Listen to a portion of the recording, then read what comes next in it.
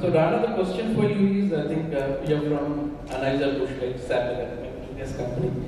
I worked there for almost 2 years, 2008 to 10. Yeah, so the question for you is, transport remains one of the most valuable node in product safety risk.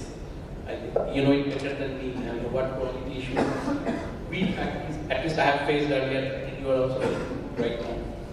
And how organization can strengthen the transport governance framework. So there are two parts to it. One is product safety risk, and the second part is transport governance system. Actually, in transportation, the last thing, but problem comes safety. Not only for the product, truck itself and working. Last question, Hari told regarding the work height. In all organizations, work height is a problem, except in the container truck. Whenever there is a truck increase, anybody is taking the last, when tarpaulin or anything is doing the transporter and transporter, they are taking the shortcut. So entire the system, if anything is happening, entire system is there. Then the second problem, for the safety for the governance rule as well as for the company. I am working in beer industry. Example I am taking.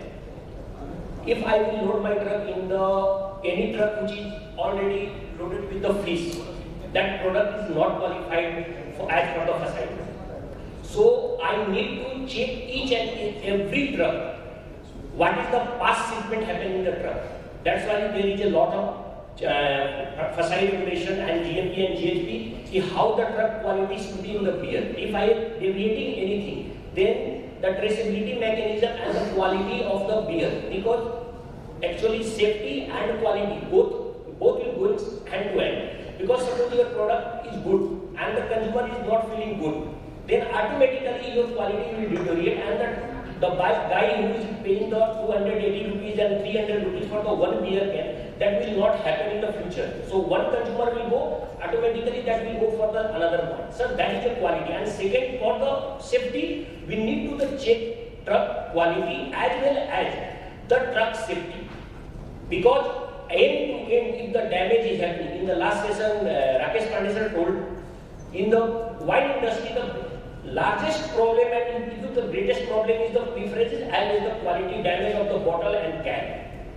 In one can damage or one bottle damage lead to the approx 200 rupees because you are directly paying to the government. So, you need for the not only for the beer or wine industry, for the any product where the quality is the most, because how you deliver to the consumer, that matter. If the product quality is good, then automatically the consumer is taking the money, like the जो दिखता है वही दिखता है. Your branding is good, but your product quality is damaged. We are rejecting, like LinkedIn and anybody, if you are serving, if the damage is outside, then we are rejecting. So at the last, safety is the most important. Now the government is also for the dairy perishable product already they norm that every truck quality should be audited by the third party, like that already they did. So now in any industry is going like that one. So we need to follow safety check. Example I am telling, if your floor is damaged and then also you are loading, then automatically from the plant itself your product is damaged. So there is no benefit or telling that our end consumer is, our product is good, but in damage happens in the transportation, because you are taking the shortcut. So the governance as well as the inside delivery or inside plant, we need to check each step of the quality. I have a question. Question came to my mind. How are you taking care of expired stocks for UBL?